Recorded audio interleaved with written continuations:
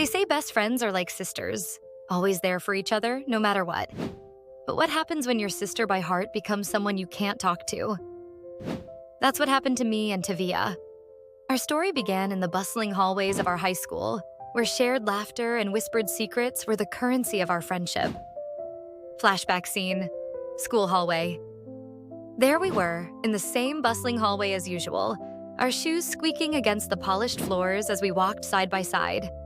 Tavia's laughter was a melody that could brighten even the darkest days. "So, you're coming to the group study later, right?" she asked, her eyes full of anticipation. "Of course. I wouldn't miss it," I replied, hearing the certainty in my own voice. It's strange how a moment can change everything. Later that day, while Tavia was waiting for me near our lockers, she overheard a conversation that unraveled our tightly knit bond. Without realizing, I had been standing with a few classmates, casually discussing after-school plans. "Yeah, I might skip the study session for something else," I said nonchalantly, not knowing that Tavia was just around the corner listening.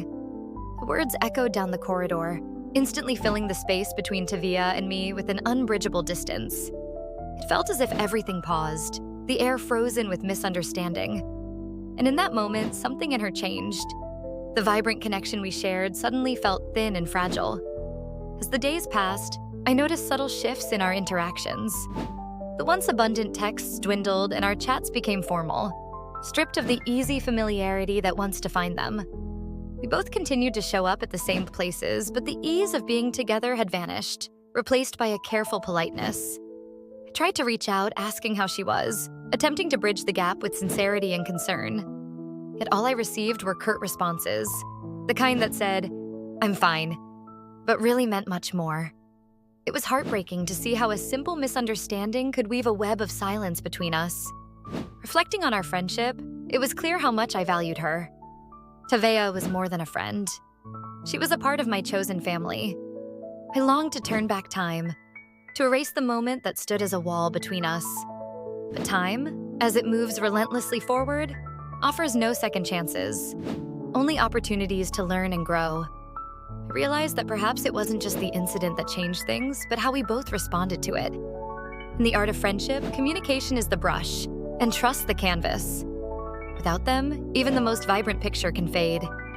Determined to fix things, I decided to speak to her directly, to lay bare the misunderstanding that had come between us. It was a bold step, but necessary. Gathering courage, I approached her one evening after school, finding her seated alone under a sprawling tree, a place we often shared quiet moments. "Tavia," I began softly, my voice carrying the weight of unspoken words.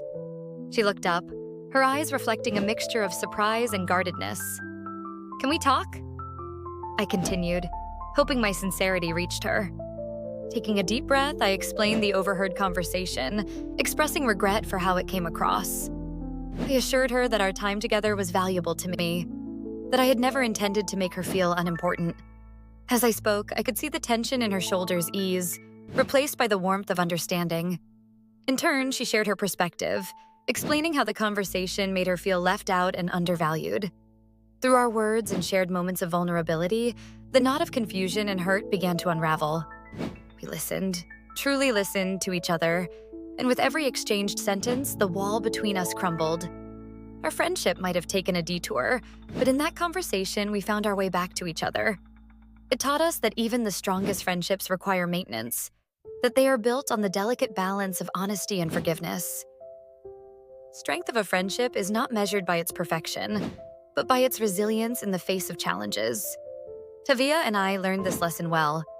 Today, our bond is not just mended, but reinforced by the trials it endured. Through this experience, we discovered that sometimes you have to talk through the silence to hear the music of friendship once again.